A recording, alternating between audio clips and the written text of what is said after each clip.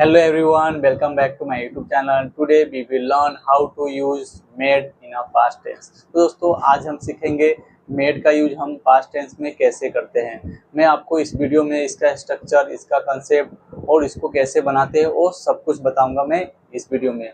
अगर इससे पहले वाले वीडियो आपने नहीं देखा है तो प्लीज़ जाकर उस वीडियो को देखिए। उसमें मैंने मेक का यूज बताया है प्रेजेंट टेंस में कैसे करते हैं।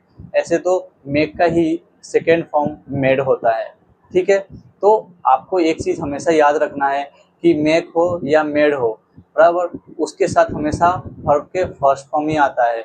और दूसरा नंबर कि सब्जेक्ट कुछ भी हो, आई हो, बी हो, दे हो या सी या ही या इट या और नेम हो, उन सब के साथ हम मेक या तो मेड ही लगाते हैं। लेकिन आज हम सीखेंगे मेड। तो आज हम पास्ट टेंस की बातें करेंगे, पास्ट टेंस का सेंटेंस के बारे में बात करेंगे, ठीक है दोस्तों। अगर आपने मेरे चैनल को सब्सक्राइब नहीं किया है तो प्लीज़ मेरे चैनल को सब्सक्राइब कीजिए, लाइक कीजिए और अपने दोस्तों के साथ शेयर कीजिए। तो सबसे पहले हम इसका कंसेप्ट देख लेते हैं कि इसका कंसेप्ट क्या होता है, ठीक है। तो इसका कंसेप्ट होता है जब हमें किसी को पास्ट टेंस में कुछ करने के लिए मजबूर करते हैं या करवाते हैं तो हम मेड का उपयोग करते हैं, ठीक है दोस्तों। जब हम पास्ट में कोई भी चीज़ करने के लिए किसी को मजबूर करते हैं या उससे करवाते हैं फोर्स देके या तो प्रेरित करके या तो आदेश देके, वहाँ पर हम मेड का यूज करते हैं, ठीक है दोस्तों। तो यहाँ पे नोट में लिखा हुआ है मेड के बाद हमेशा वर्ब का फर्स्ट फॉर्म आता है, ठीक है। यह आपको याद रखना है, यह आपको भूलना नहीं है, ठीक है। तो सबसे पहले हम देखेंगे अफर्मेटिव सेंटेंस की। अफर्मेटिव सेंटेंस का उसका स्ट्रक्चर क्या होता है, पहले सब्जेक्ट आएगा या वर्ब आएगा, क्या आएगा, वो सब कुछ मैं आपको इस वीडियो में बताऊंगा, ठीक है। तो सबसे पहले सब्जेक्ट आता है, फिर मेड आता है, फिर ऑब्जेक्टिव प्रोनाउन आएगा, फिर वर्ब का फर्स्ट फॉर्म आएगा, फिर ऑब्जेक्ट आएगा, ठीक है।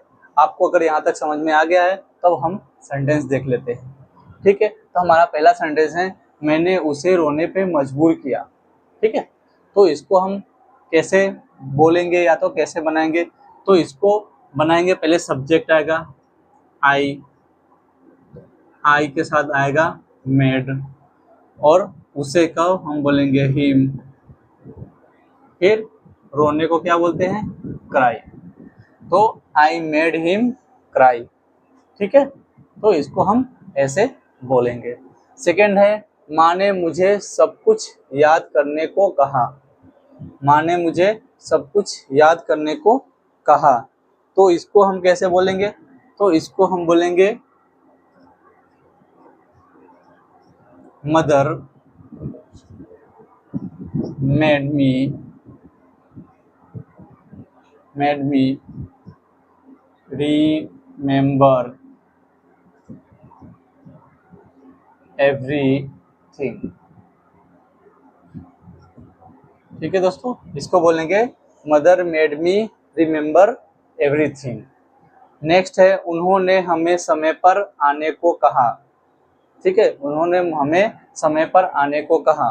तो इसको हम कैसे बोलेंगे, तो इसको हम बोलेंगे they made us come on time,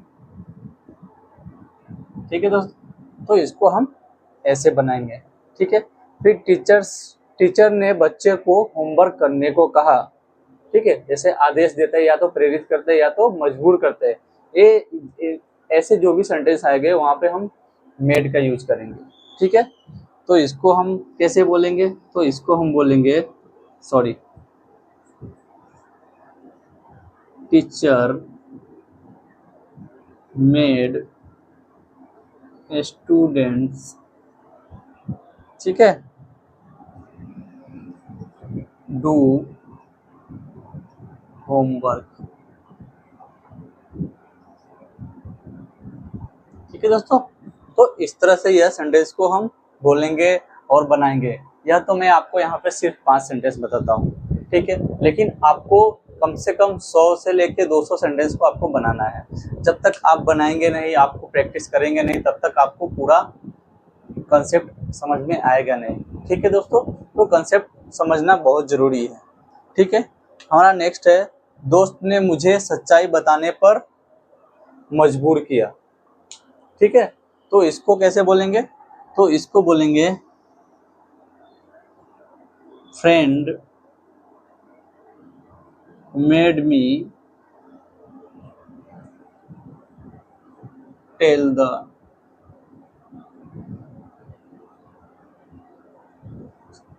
ठीक है, तो इस तरह से हम ये सेंटेंस को बोलेंगे और बनाएंगे। अब हम देख लेते हैं नेगेटिव सेंटेंस कि नेगेटिव सेंटेंस को हम कैसे बनाते हैं, उसका स्ट्रक्चर क्या होता है, वो सब मैं आपको भी बताऊंगा। तो इसका स्ट्रक्चर होता है, पहले सब्जेक्ट आएगा, फिर इसमें डिड नॉट आएगा। जब हम डिड नॉट लगाते हैं तो मेड का हम मेक, क्योंकि ऑलरेडी यह वर्ब का सेकेंड फॉर्म है तो वहां पे हम मेड नहीं मेक लगाएंगे। ठीक है, फिर ऑब्जेक्टिव प्रोनाउन आएगा, फिर वर्ब का फर्स्ट फॉर्म आएगा, फिर ऑब्जेक्ट आएगा। ठीक है, तो हमारा पहला सेंटेंस है मैंने उसे कपड़े नहीं धुलवाए। मैंने उससे कपड़े नहीं धुलवाए, तो इसको कैसे बोलेंगे? तो I did not make I did not make him wash the clothes। ठीक है, इसको हम ऐसे बोलेंगे, या तो आपको इसको शॉर्ट में आप डिडंट भी बोल सकते हैं, didn't didn't.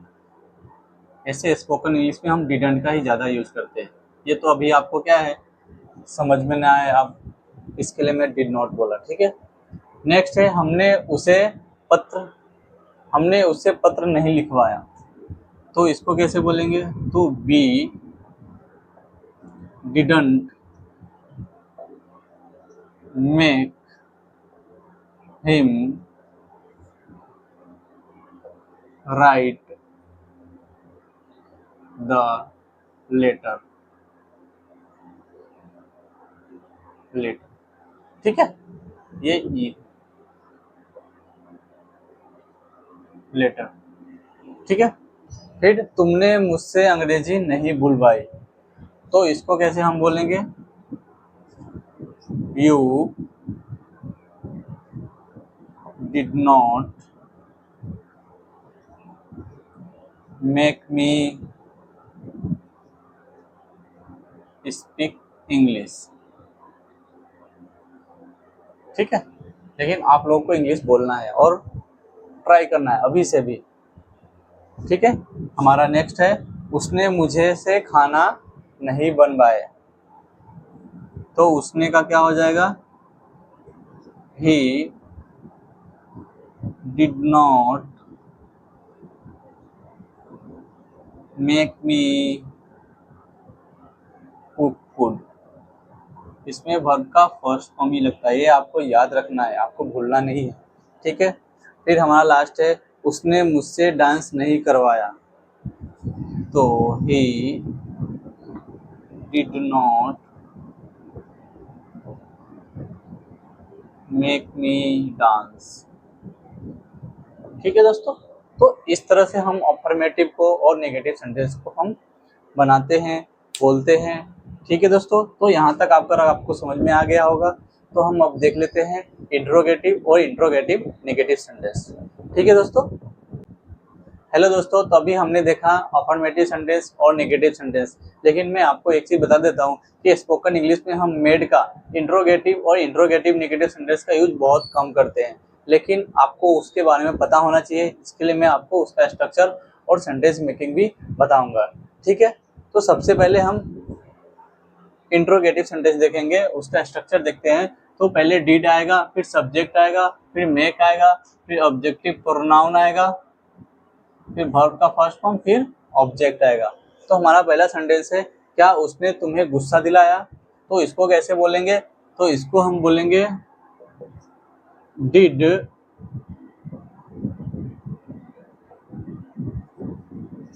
He make you angry. ठीक है, फिर हमारा नेक्स्ट है क्या उन्होंने हमें जोर से बोलने को कहा? तो इसको कैसे बोलेंगे? तो डिड दे मेक अस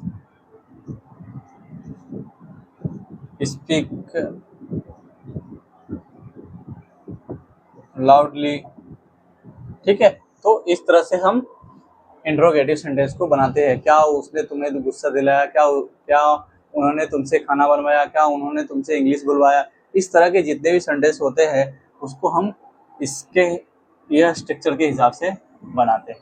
ठीक है, तो आपको अगर स्क्रीनशॉट लेना तो स्क्रीनशॉट भी आप ले सकते हैं। ठीक है, अब हम देख लेते हैं इंट्रोगेटिव निगेटिव सेंटेंस। तो उसका स्ट्रक्चर होता है, पहले डिड नॉट आएगा, डिडंट प्लस सब्जेक्ट आएगा प्लस मेक आएगा प्लस ऑब्जेक्टिव प्रोनाउन आएगा, वर्ब का फर्स्ट फॉर्म, फिर ऑब्जेक्ट आएगा। तो हमारा सेंटेंस है, क्या टीचर ने हमें लिखने को नहीं कहा? तो इसको कैसे बोलेंगे? तो इसको हम बोलेंगे डिडंट टीचर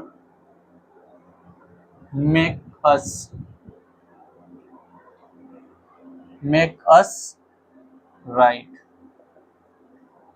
ठीक है, तो इस तरह से हम इंट्रोगेटिव नेगेटिव सेंटेंस को बोलते हैं और बनाते हैं। दोस्तों ये हमारा 50 days free spoken English course चल रहा है। ठीक है, तो यह अपना है डे 5। तो इस तरह से मैंने डे 4 का, 3 का और 2 का भी वीडियो बनाया है। तो प्लीज़ जाकर आप उस वीडियो को देखिए और आपको सब कुछ समझ में आ जाएगा। ठीक है दोस्तों, तो मिलते हैं नेक्स्ट वीडियो में। तब तक के लिए कीप लर्निंग, कीप ग्रोइंग।